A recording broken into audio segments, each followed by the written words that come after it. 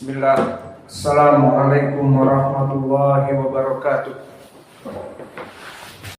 Innal hamdalillah nahmaduhu wa nasta'inuhu wa nastaghfiruh wa na'udzu billahi min syururi anfusina wa min sayyiati a'malina.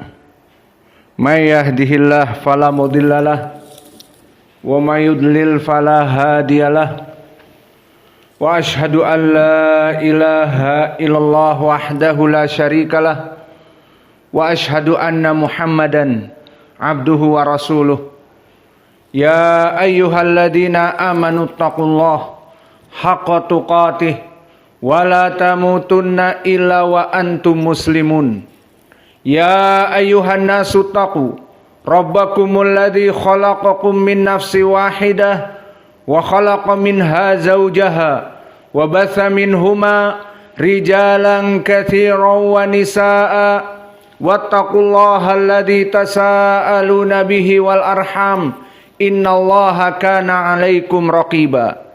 Ya ayyuhalladzina amanu taqullaha wa qulu qawlan sadida yuslih lakum a'malakum wa yaghfir lakum dzunubakum wa may yuti'illaha wa rasulahu faqad faza fawzan 'azima. Amma ba'd. Fa inna asdaqal hadits kitabullah wa khairal huda hadyu Muhammadin sallallahu alaihi wa ala alihi wasallam wa syarrul umur muhdatsatuha fa inna kulla muhdatsatin bid'ah wa kulla bid'atin dhalalah wa kulla dhalalatin finnar. Iyadan billahi minan nar. Sidang Jum'ah di Masjid Imam Muqbil Al-Wadi'i di Darmasraya, Sumatera Barat. Ketahuilah bahwa Allah telah menyatakan di Al-Quran, innamal mu'minuna ikhwatun, bahwa sungguhnya sesama kaum muslimin kita ini adalah bersaudara. Maka di antara kita saling menjalin dan merajut cinta kasih sesama hamba-hamba Allah yang beribadah kepadanya. Maka di hadis yang muttafaqun alaih pun dari Abi Hurairah, Nabi bersabda, wa kunu ibadallahi ikhwanan, maka jadikanlah kalian sesama hamba-hamba Allah yang di dunia beribadah hanya kepada Allah. Maka di antara kita menjalin persaudaraan. Dan dari persaudaraan yang diinginkan pula pembahasan kita di sini adalah setiap seseorang di antara kita pandai memilih teman duduk, pandai-pandai memilih teman untuk dijadikan orang yang dia cintai dan dihormati. Siapa? Memilih teman-teman yang soleh, memilih teman-teman yang taat kepada Allah, memilih teman-teman yang dicintai oleh Allah karena ketaatannya. Dan tentunya ini semua dikarenakan ilmu. Karena tidaklah seseorang menjadi soleh dikarenakan ilmu. Tidaklah seseorang menjadi amalannya diterima kecuali dengan ilmu. Maka maknanya di sini, pandai-pandailah di saat Allah memerintahkan kepada kita untuk saling bersaudara, agar kita memilah dan memilih teman yang baik untuk dijadikan teman kita hidup di muka bumi ini, orang yang berilmu, orang yang soleh, sehingga orang ini memberikan manfaat yang besar bagi kehidupan kita yang mencintainya di dunia dan kelak di hari akhirah. Apa itu di dunia? Apa itu di hari akhirah? Banyak sekali, namun yang menjadi poin pembahasan kita adalah pemberian syafaat. Maka seseorang yang mempunyai teman orang yang berilmu, orang yang soleh, orang yang melaksanakan peribadatan kepada Allah, dan Allah mencintainya, maka keutamaan bagi orang ini, dia akan mendapatkan keutamaan di dunia dan di hari akhirah, terutama pemberian syafaat. Lalu apa itu syafa'ah? Syafa'ah dari segi lughah adalah talabul khair lil ghair. Dan dari segi uruf memberikan kebaikan bukan untuk dirinya, meminta kebaikan kepada Allah bukan untuk dirinya tetapi untuk orang lain. Maka ini makna dari asy-syafa'ah. Dan syafa'ah dari makna istilah, makna syar'i, syafa'ah adalah permintaan ampun. Meminta kepada Allah seseorang ini bukan untuk dirinya, tetapi untuk orang lain. Itu dia definisi syafa'ah. Sehingga gambarannya seseorang muslim yang mempunyai teman orang yang soleh, mempunyai teman orang yang alim berilmu, mempunyai teman orang yang dicintai oleh Allah, maka maknanya dia berhubungan baik dengan orang-orang ini agar kelak diberikan syafa'ah. Orang-orang yang soleh ini memintakan kepada Allah untuk temannya agar orang ini diselamatkan dari api neraka. Maka pada hari kiamat kelak, pada hari akhirah kelak, yang tidak ada jual beli, tidak ada rasa cinta kasih dengan pemberian uang, pemberian hadiah, kado-kado dan sebagainya, tidak. Maka pada zaman itu tidak ada yang bermanfaat kecuali syafa'ah, menyelamatkan seseorang yang harusnya masuk api neraka menjadi masuk kepada surga. Memberikan syafa'ah kepada seseorang saudaranya yang tadinya bergelimang dosa agar diampuni oleh Allah dan diselamatkan dari api neraka. Maka inilah dari pembahasan kita bahwa seseorang di dunia ini pandai-pandai untuk memilah dan memilih dan selektif mencari teman sebagai orang yang soleh, yang kelak akan bermanfaat di dunia dan di hari akhirah. Adapun di dunia, maka orang yang soleh ini akan membimbingnya kepada jalan yang benar dan akan mencegahnya dari perbuatan kemungkaran, kebid'ahan, kesyirikan, kekufuran. Dan bahkan di dalam hadis yang muttafaqun alaih dari Abi Musa al-Asy'ari disebutkan, "Matsalul jalisi salih wa jalisi su kahamilil misk wa nafikhil kir." Maka permisalan dari mengambil teman orang-orang yang buruk dengan mengambil teman orang-orang yang baik dimisalkan oleh Nabi bagaikan orang yang mempunyai teman penimpa besi dan orang yang mempunyai teman penjual parfum. Maka permisalan bagi orang-orang yang mempunyai teman yang buruk, maka dia bagaikan mempunyai teman penimpa besi. Dia menziarahi temannya dan temannya dalam keadaan di gudang ataupun di pabrik pembuatan golok, pembuatan kampak dan seterusnya. Maka dia menyepuh besi. Maka bau sepuhan besi dari arang-arang yang panas. Kemudian dia memukul-mukul besi itu agar menjadi golok, agar menjadi tipis. Maka percikan-percikan pemukulan besi ini bisa membuat baju tetangganya ataupun temannya yang duduk bersamanya ini terbakar.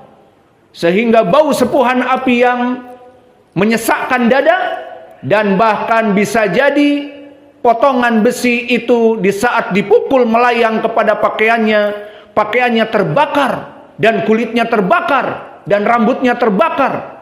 Ini gambaran orang yang mempunyai teman di dunia, teman yang buruk. Maka tidaklah kecuali mengajak kepada kemungkaran. Tidaklah teman yang buruk mengajak meninggalkan sholat. Dan lalai di dunia ini sibuk dengan kerja yang mungkin penghasilannya juga sedikit, namun yang jelas tidak melaksanakan sholat, tidak melaksanakan puasa, dan bahkan meninggalkan agamanya. Adapun dimisalkan tadi orang yang mempunyai teman yang baik kahamilil misk, seperti orang yang mempunyai teman tukang parfum. Jika kita duduk dengannya di kiosnya, maka kita akan menghirup dari parfum-parfum yang segar, dari Casablanca, dari Casanova, dari Drakkar, dari Calvin Klein dan yang lainnya, yang mahal ataupun Sultan ataupun Oud yang selera Arab. Maka di sini akan mengenakkan dari hidung kita dan memanjakan hidung kita, dan juga imma ayahdiyaka, atau orang ini memberikan hadiah kepada kamu satu botol parfum yang diibaratkan orang-orang yang soleh, maka tidaklah kamu duduk dengan mereka kecuali kamu akan menjadi tenang. Dia membaca Al-Quran, dia menyuruh kamu untuk melaksanakan sholat, dan bahkan diberikan hidayah sehingga kamu bisa selamat dari api neraka, selamat dari kesesatan, selamat dari kelalaian di muka bumi ini.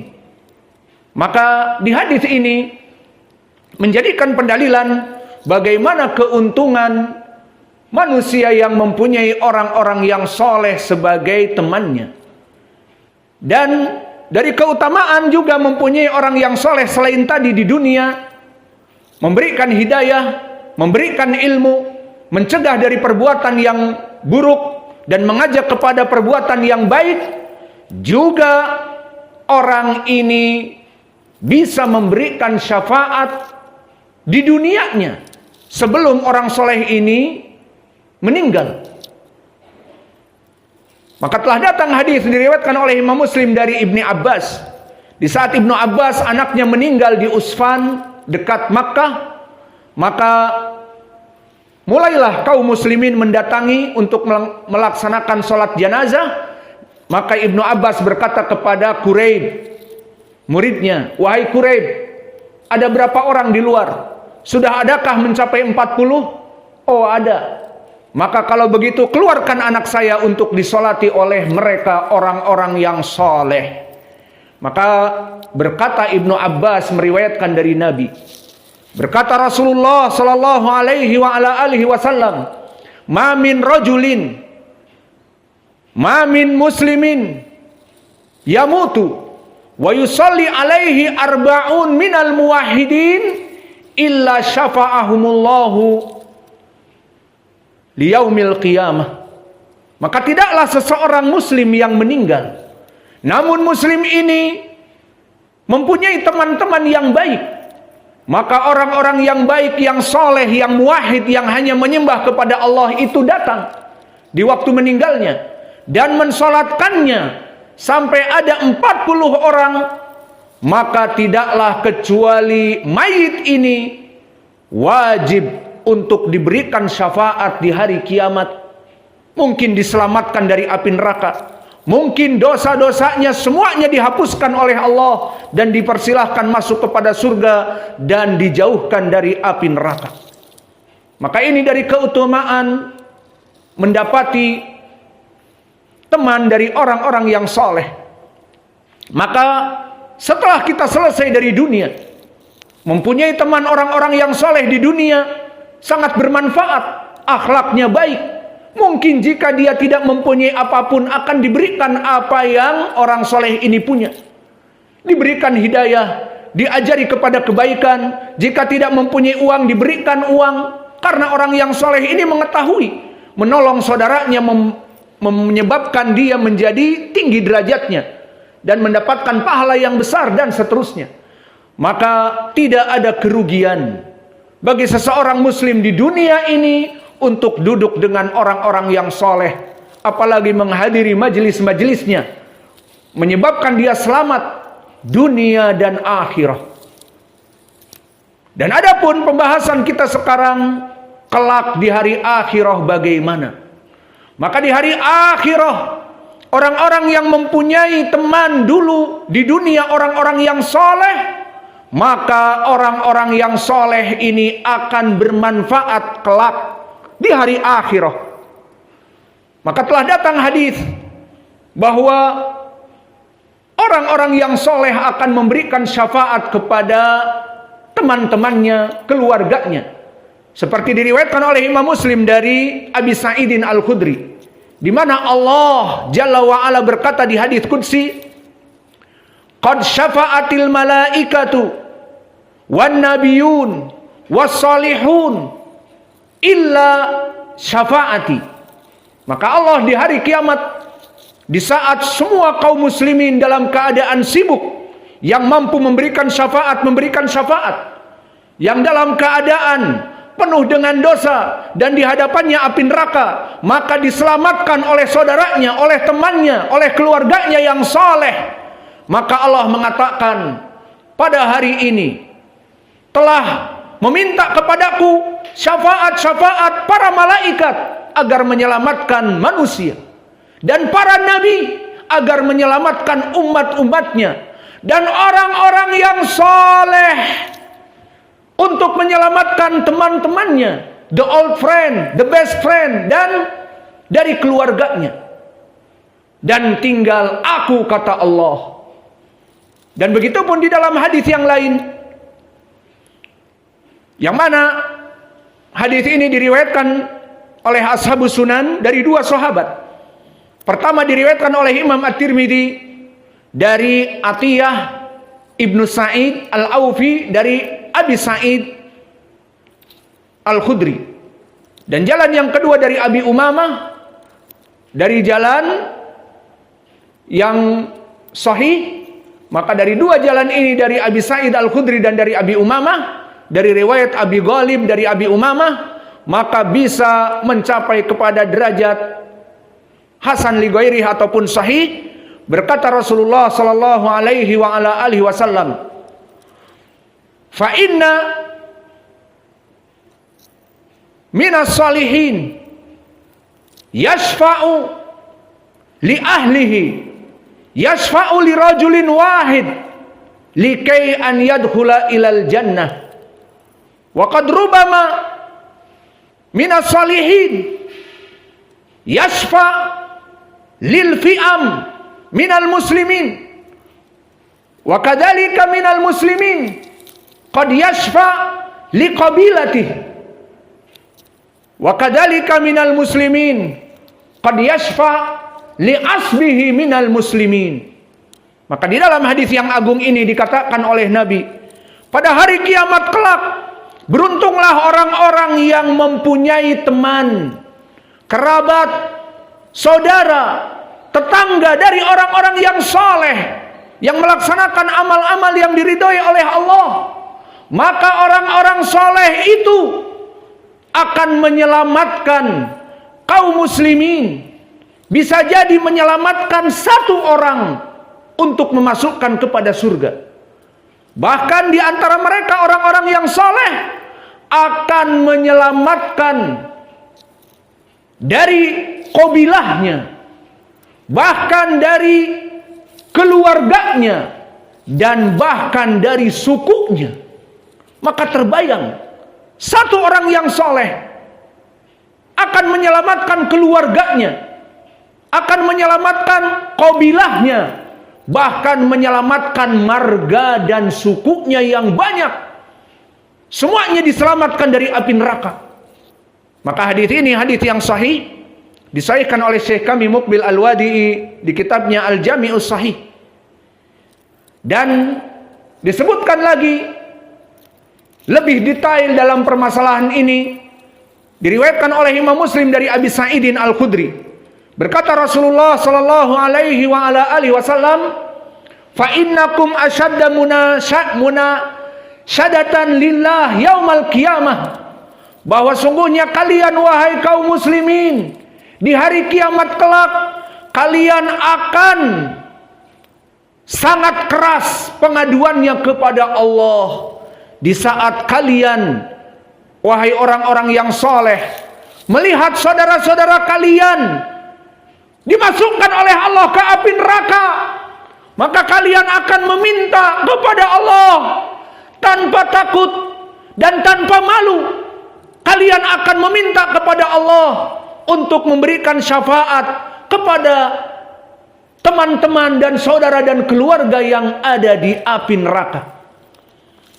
Maka hadis ini disebutkan, yaqulu, berkata orang soleh ini kepada Allah, tidak malu-malu, Rabbana, wahai Allah, haula yusalluna ma'ana wa yasumun ma'ana wa yahujjun ma'ana, fa kaifal an ana fil jannah wa huwa finnar. Maka mengadu orang ini kepada Allah di saat melihat saudaranya atau temannya atau tetangganya yang dia tahu dalam keadaan teman dulu, maka terburuk, terbakar di api neraka. Maka orang ini mengadu kepada Allah tanpa rasa takut. Ya Allah, orang itu aku tahu dulu salat bersama, dulu berpuasa bersama. Maksudnya dia orang yang salat, orang yang berpuasa, dan bahkan naik haji bersama, dan bahkan menuntut ilmu bersama, berdakwah bersama misalnya. Maka kenapa engkau masukkan dia ke api neraka dan aku di surga? Maka tidak ridho seorang muslim ini. Maka lihat bagaimana keutamaan di hari akhirat kelak, mempunyai teman, mempunyai tetangga, mempunyai sanak tauladan, mempunyai the old friend, teman kental dari orang yang soleh. Maka orang yang soleh ini tidak akan pernah ridho. Namun dengan catatan tadi, dia orang yang sholat, dia orang yang berpuasa, dia orang yang Islam, bukan kafir dari kaum muslimin. Mengaku muslim tetapi tidak sholat berpuluh tahun, maka ini keluar dari Islam. Tidak ada rukun Islam padanya. Maka orang ini mengadu. Apa kata Allah? Akhrijuh alaman araftum. Maka masuk kepada api neraka, keluarkan mereka, orang-orang yang kalian ketahui. Maka dikatakan bagaimana kata Nabi mengetahui teman-temannya? Dari wajah-wajah mereka, karena mereka dulu orang yang salat. Dari wudhu mereka, dari sujud mereka terhalang api neraka. Namun terbakar betis-betis, kaki-kaki, dan seterusnya sesuai amalan buruk yang ada padanya. Maka diketahui ini temanku, ini saudaraku, ini tetanggaku. Maka diambillah dan dikeluarkan. Maka Allah mengatakan, akhrijuh, keluarkan lagi kelompok yang lain yang kamu ketahui. Maka masuk lagi dan mencari dari tetangga yang lebih jauh, dari orang-orang yang dia kenal, dari teman-temannya dulu, dari orang-orang dekat dan orang-orang yang jauh, dan dari kerabat-kerabatnya. Semuanya dikeluarkan dan Allah masih mengatakan, mau mengeluarkan lagi, masuk lagi. Keluarkan yang kalian inginkan, keluarkan orang yang kalian ketahui. Maka dikeluarkan dan diselamatkan dari api neraka. Maka oleh sebab itu ya ibadah Allah, pilihlah, selektiflah dalam mencari teman. Hidup di dunia hanya satu kali. Duduklah dengan teman-teman yang menyebabkan mendapatkan hidayah, terjauh dari dosa, dan bahkan melaksanakan ketaatan. Astagfirullah wa atubu ilaih fastagfiruh, innallaha ghafurun rahim.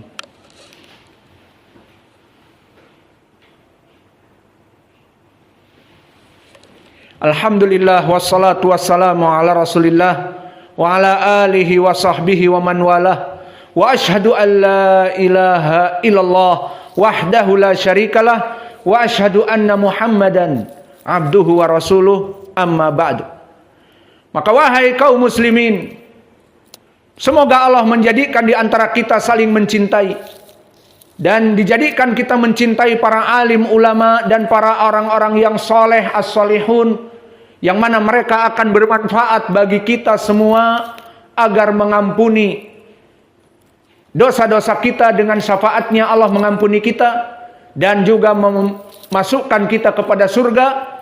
Maka di sini perlu menjadi catatan, apakah syafaat yang tadi disebutkan bagi orang-orang yang soleh ingin memberikan syafaat kepada tetangganya, kepada teman dekatnya, bahkan kepada keluarganya, Apakah secara mutlak diterima oleh Allah? Jawabnya tidak.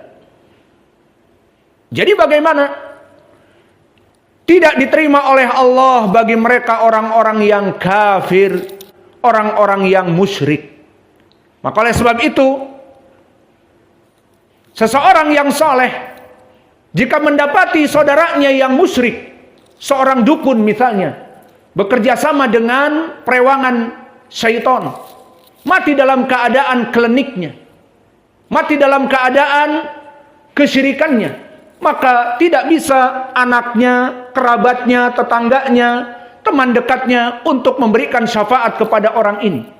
Atau seseorang ingin memberikan syafaat kepada tetangganya, ternyata tetangganya 10 tahun tidak pernah sholat, tidak pernah puasa, maka waktu puasa sibuk bekerja, dengan alasan kerja capek tidak puasa, ataupun waktu sholat tetap bekerja, maka berapa uang yang diberikan kepadamu wahai orang yang meninggalkan sholat?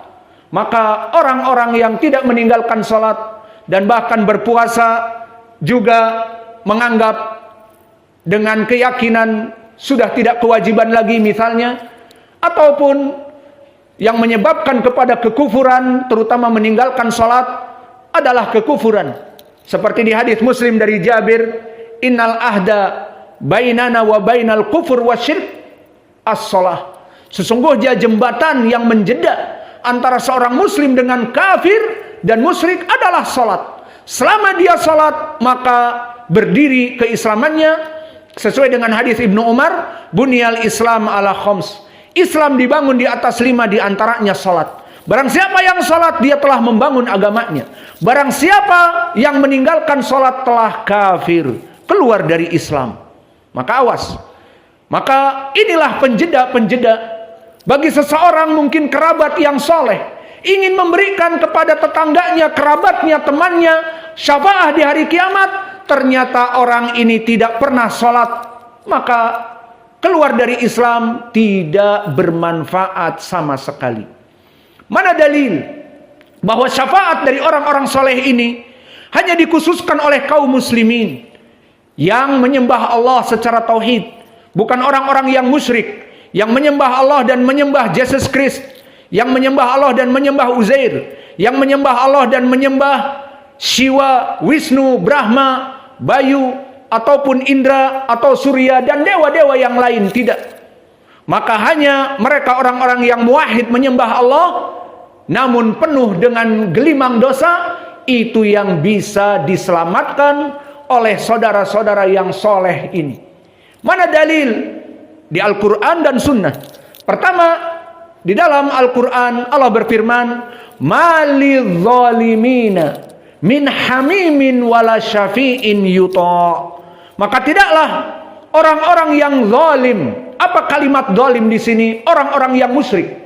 Karena kalimat kezaliman di dalam Al-Quran maknanya kesyirikan. Seperti berkata Luqman kepada anaknya, ya bunayya la tusyrik billah, inna syirka la zulmun azim. Wahai anakku, kata Luqman kepada anaknya, jangan melaksanakan kesyirikan kepada Allah, karena kesyirikan adalah kezaliman yang paling besar kepada Allah. Maka di ayat ini, malidh zalimina, tidaklah orang-orang yang zalim itu, maknanya orang-orang yang musyrik itu, yang menyembah kepada Allah dan kepada selain Allah, atau yang keluar dari Islam, maka malidh zalimina, tidaklah bagi orang-orang musyrik kafir itu kecuali dilarang dari pemintaan syafaat dan dilarang dari pertolongan dari Allah. Maka ini yang menjadi penghalang di dalam ayat Al-Quran. Barang siapa seorang yang soleh kemudian meminta kepada Allah untuk saudaranya, untuk tetangganya yang mati dalam keadaan bergelimang dosa, maka nanti dilihat ternyata dia musyrik, ternyata dia kafir, tidak diterima syafaatnya. Maka di sini pendalilan di Al-Quran, dan begitu pun pendalilan di dalam hadis, di mana di dalam hadis disebutkan dulu Abbas datang kepada Nabi yang merasa kasihan kepada saudaranya Abu Talib yang merupakan paman Nabi. yang mati dalam keadaan kesyirikan. Maka Abbas Ibnu Abdul Muthalib, pamannya Nabi, bertanya kepada Nabi tentang saudaranya dan pamannya Nabi yang dicintai, Abu Thalib, bapaknya dari Ali radhiyallahu anhu. Maka dikatakan, ya Rasulullah, hal nafa'ta syai'an minasyafa'ah li ammik Abi Thalib? Wahai Rasulullah, apakah bermanfaat sedikit saja syafaat darimu untuk pamanmu Abu Thalib, pamanmu yang kamu cintai, dan itu adalah saudaranya Abbas? Maka apa kata Nabi? Laula syafaati fid darkil asfali minan nar, walakin bi syafaati fi dahdahi minan nar. Maka dikatakan, tentu kalaulah bukan syafaatku, dia menggelegak di kerak api neraka seperti Abu Jahal, seperti Abu Lahab, seperti Fir'aun, seperti iblis, seperti orang-orang munafik yang lainnya. Namun aku masih memberikan syafaat yang kecil. Kalaulah bukan syafaatku itu, dia dikerak api neraka, namun dengan syafaatku masih tetap tidak bisa keluar dari api neraka, namun paling ringan dari adabnya. Mana pendalilan paling ringan adabnya? Diriwayatkan oleh Imam Muslim dari Abi Sa'id Al-Khudri, inna ahwana adaban yaumal qiyamah yudau ala rajuli ahadihim jamratun minan nar yugla minhu dimaguh. Maka paling ringan dari adab di hari kiamat kelak, seseorang yang tidak dikerak api neraka, tapi dia di atapnya, jauh dari neraka, namun dia diberikan sandal dan ada batu kerikil dari api neraka. Itu saja. Dia pakai sandal itu, menggelegak otaknya, mati dan dihidupkan kembali, dan disuruh menggunakan sandal, mati terus seperti itu. Tidak selamat dari api neraka, namun paling ringan. Dan itu untuk siapa? Di hadis yang lebih jelas diriwayatkan oleh Imam Muslim dari Ibni Abbas, itu untuk paman Nabi. Maka di riwayat Muslim disebutkan, inna ahwana adaban yaumil qiyamah li Abi Thalib, dengan lafaz jelas bahwa seringan-ringannya adab di hari kiamat untuk Abu Thalib, untuk pamannya Nabi, yang mana dia terjauh dari kerak api neraka, dari panasnya neraka, terjauh. Dia ada di atapnya api neraka, namun menggunakan sandal, menggelegak, membuncah otaknya, mati, dihidupkan kembali, dan terus seperti itu. Poin pendalilannya di sini, Nabi tidak bisa memberikan hidayah kepada pamannya Abu Thalib. Kenapa? Karena mati dalam keadaan kesyirikan. Seperti di hadis yang muttafaqun alaih dari Musayyib ibni Hazn, di saat Nabi terus mendakwahkan tauhid dan dia enggan, kemudian disebutkan wa mata wa aba an yaqula la ilaha illallah, maka matilah Abu Thalib dalam keadaan kesyirikannya. Maka Nabi menangis dan meminta ampunan, dan dilarang oleh Allah. Maka nali nabi waladina amanu an yastaghfiru lil musyrikin. Maka tidak boleh bagi orang beriman dan Nabi meminta kepada Allah ampunan untuk orang yang musyrik, yang jelas mati dalam keadaan kesyirikan. Maka dilarang oleh Allah Nabi Muhammad meminta ampunan kepada pamannya yang dicintai, dan tidak diberikan syafaat. Maka bagaimana tadi kisah tadi? Dia seringan-ringannya adab, naam, diberikan syafaat yang kecil saja. Apa? Diringankan adabnya, namun tetap forever in hell, kekal di api neraka, iya dan billah. Maka jika Nabi tidak diterima syafaatnya, dan dia orang yang paling dicintai oleh Allah karena Abu Thalib mati dalam keadaan kesyirikan, apalagi kita, apalagi orang-orang yang soleh, apalagi orang-orang alim yang ingin memberikan kepada bapaknya, kepada saudaranya, bahkan kepada istrinya, namun istrinya tidak pernah sholat, namun bapaknya seorang dukun, namun anaknya bahkan orang yang pindah agama murtad, maka tidak bermanfaat sekalipun. Maka oleh sebab itu, ya ibadallah, kesimpulannya, kita sebagai kaum muslimin di muka bumi ini yang diperintah oleh Allah untuk saling bersaudara. Innamal mu'minuna ikhwatun, dan Nabi mengatakan wa kunu ibadallahi ikhwanan, sesama kita beribadah kepada Allah, jadilah kita sama-sama beribadah kepada Allah, saling tolong menolong dan bersaudara. Maka please, selektif dari sekarang mencari teman. Teman-teman yang menyebabkan kalian kepada meninggalkan salat, kepada meninggalkan kewajiban-kewajiban, tinggalkan dari sekarang. Namun teman-teman yang memberikan hidayah, teman-teman yang memberikan jalan highway to heaven, jalan lurus kepada surga, itu yang dicari. Maka kita tutup dengan doa, as'alullahal karim rabbal arsil adim an yahfadha biladana Indonesia, wa an yahfadha wulata umurina, wa an yurziqana rizqan halalan thayyiban mubarakan fih. Maka kita meminta kepada Allah, ya Allah, jagalah NKRI tercinta ini. Allahumma hafad biladana wa biladal Yaman wa Filistin. Maka wahai Allah, lindungilah negara kita ini dari fitnah-fitnah yang besar dan fitnah-fitnah yang kecil. Dan jagalah wahai Allah pemimpin negeri kita. Bimbinglah mereka dengan hidayahmu ya Allah.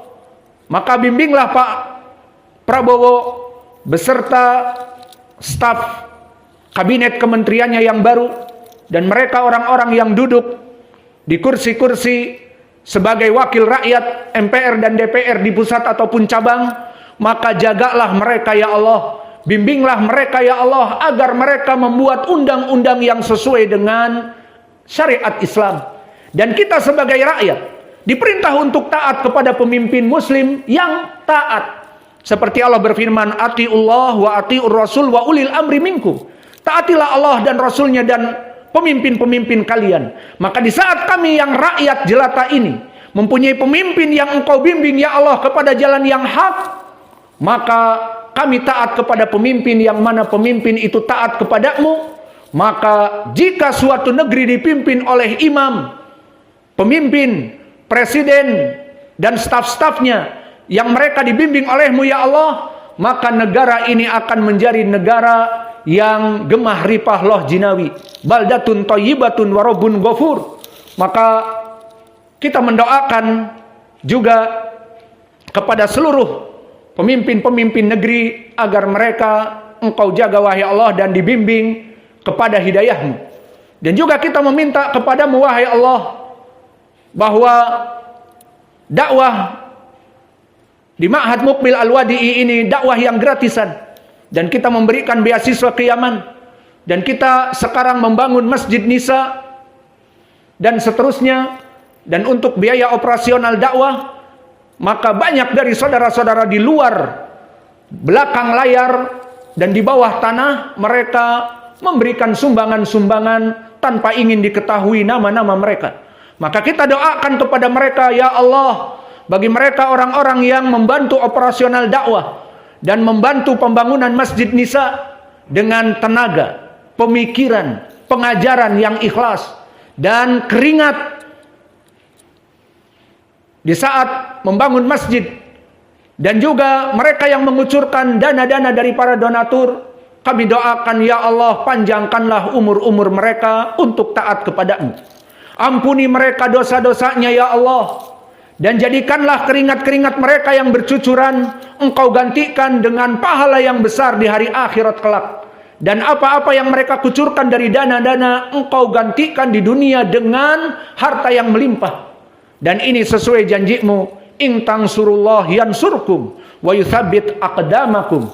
Maka janji Allah, barang siapa yang menolong agamanya, Allah akan menolongnya di dunia dan menguatkan pondasi-pondasinya, sehingga orang-orang yang menolong agama Allah tidak akan mati dalam keadaan kelaparan dan miskin, bahkan dia dihidup di dunia jaya raya, kaya raya, dan di surga kelak akan dimasukkan. Rabbana atina fid dunya hasanah. Sausufufakum. Sallu fini alikum khaliful yahud. Salatlah dengan sandal-sandal kalian menyelisihi Yahud wa Nasara. Allahu Akbar.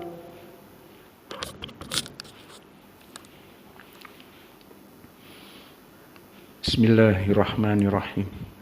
Alhamdulillahi Rabbil Alamin, Ar-Rahmanir Rahim, Maliki Yaumiddin, Iyyaka na'budu wa iyyaka nasta'in, Ihdinas siratal mustaqim,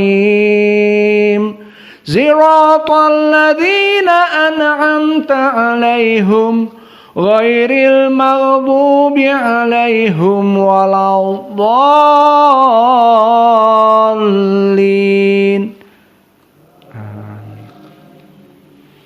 Bismillahirrahmanirrahim.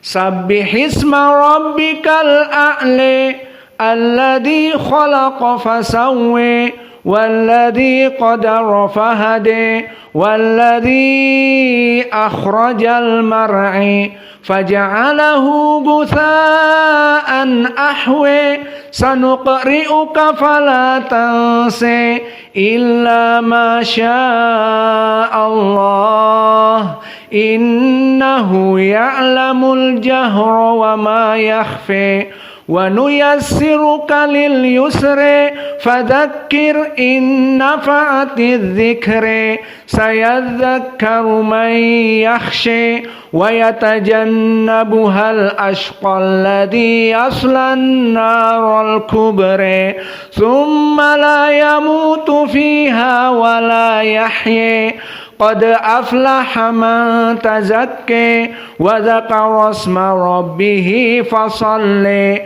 bal tu'thirunal hayatad dunya wal akhiratu khairun wa abqa inna hadza lafis suhufil ula suhufi Ibrahim wa Musa. Bismillahirrahmanirrahim. Alhamdulillahi Rabbil Alamin, Ar-Rahmanir Rahim, Maliki Yaumiddin, Iyyaka na'budu wa iyyaka nasta'in, Ihdinas siratal mustaqim, siratal ladzina an'amta 'alaihim ghairil maghdubi 'alaihim waladdallin.